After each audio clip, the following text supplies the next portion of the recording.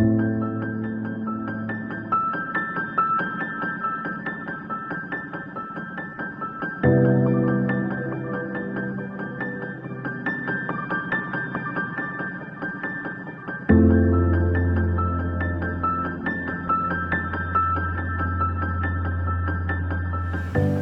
Jeff Heltman, pastor of the Grove Church in Bryson City, as well as the director of the Warming Center that we have here in Bryson County City. Probably about a little over 4.5 years ago, we went through a cold spell, and people started asking around about availability for space to do a warming center, to have some sort of shelter for when the temperatures dropped below freezing.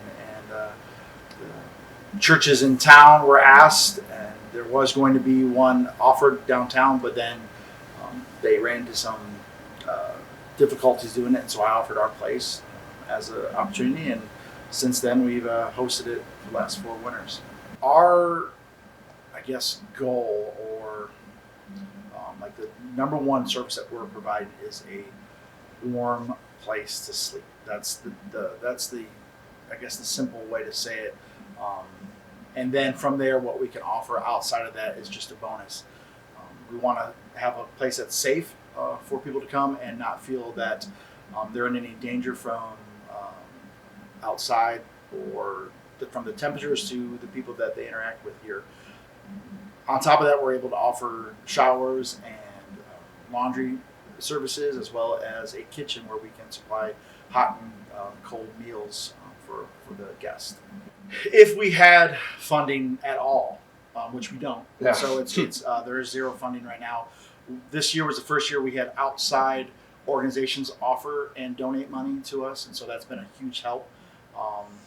Funding for us, our number one need right now in this particular facility is heat. We don't have any HVAC systems for the warming center space, so we run off of electric heat, which doubles our bill, things like that, and so we don't have the money to replace or repair the HVAC system we have. The second thing would be is probably to hire a full-time director of the warming center who could be here at all the hours that we're open. It could be a part-time position, it could be a full-time position, depending on what other services we can provide.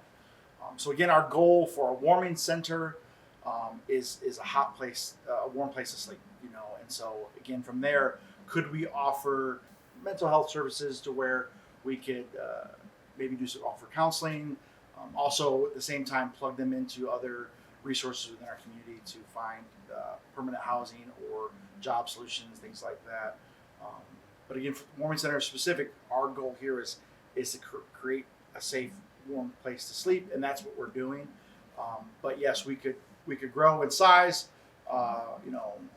If money wasn't an option or limit, we provide full-time staff or counselors, or have more resources to hand out as people leave the place. One of the things that was different this winter than any winter previously was we just came off the tail of Hurricane Helene coming through, and there was a large amount of propane heaters and sleep magazines that were donated to the area.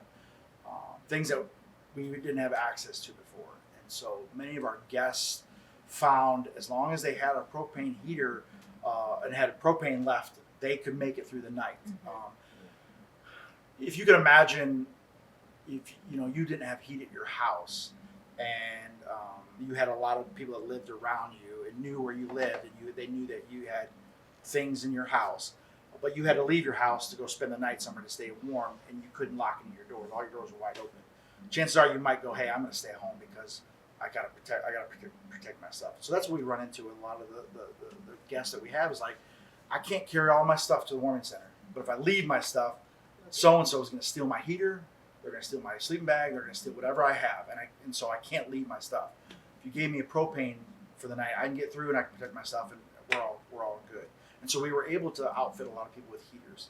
Also, the other thing is like if we don't have multiple days of sub-temperature nights in a row, it's really hard to offer the warming center one night here, 4 or 5 nights and another night, because it takes a lot to get things going. Mm-hmm. And some of our guests are like, coming for one night, it's not worth it to come just for one night to get all the way here for that one night. But if I knew you're going to be open like 2 or 3 nights in a row, all right, I'll come. I'll bring a handful of my stuff, and I know that I'm coming home every night to a warm bed, and I don't have to and a meal and things like that. I'm informed by my faith. Yeah. And so my faith tells me to love your neighbor. Yeah. And so this is kind of our way of doing it. And we have the space. And when the nights are freezing, we don't have anyone else down here. And so why not?